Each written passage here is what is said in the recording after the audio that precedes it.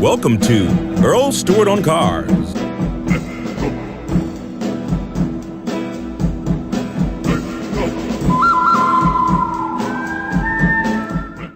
We've had callers into the show saying that they drove into a service drive to have their routine maintenance done, and somebody wanted to sell them a tune-up. Well, we don't tune up cars anymore. The car tunes itself up by a computer, and the transmission fluid doesn't have to be changed for a long time. Even oil doesn't have to be changed. You can keep your oil in your engine now for twice as long because virtually all the manufacturers have gone to synthetic oil. The spark plugs are just one part of the amazing technological advancements we've seen in cars. Dealers, by the way, are desperate because more money is made in the service department and the parts department, which is really one and the same thing. The money is made there much more so in the new car department. As a matter of fact, nationally, on the average, dealers just about break even in the new car department. It's hard to believe when you see some of the price exploitation that goes on today and some of the flim-flams and bait-and-switch advertising. You think they must be making a fortune, but ironically, the average car dealer makes very little selling new cars, but he does make money in the service department. Problem is the maintenance is maybe 10% of what you used to have done.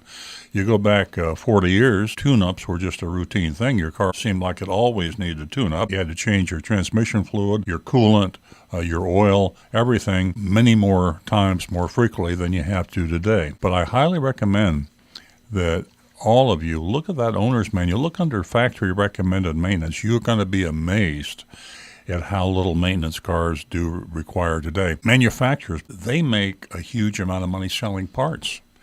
I wouldn't be surprised if manufacturers didn't make more money selling parts for cars than they did making the car itself. You take a car and disassemble it into all of its parts and components, the price of that car by the suggested retail price for the part is about 20 times the cost of the car. The markup on parts cumulatively is much greater than the cost of a car.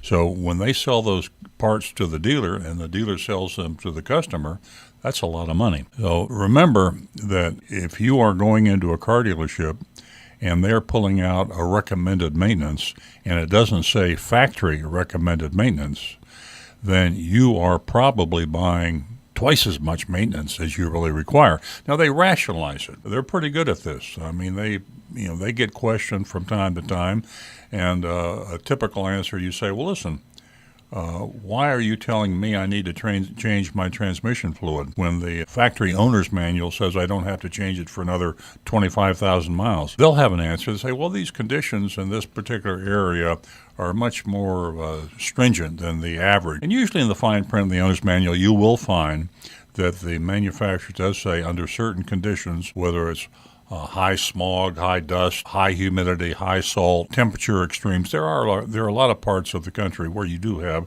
these conditions, and you need to consider possibly additional maintenance recommended. But in most cases, the recommended additional maintenance is needless, and it's just a way for the car dealer to make money. The difference between a high-quality product like a Honda and a low-quality product like a Chrysler is much closer than ever was before. So it's good news for everybody. I mean, people like all different makes and brands of cars.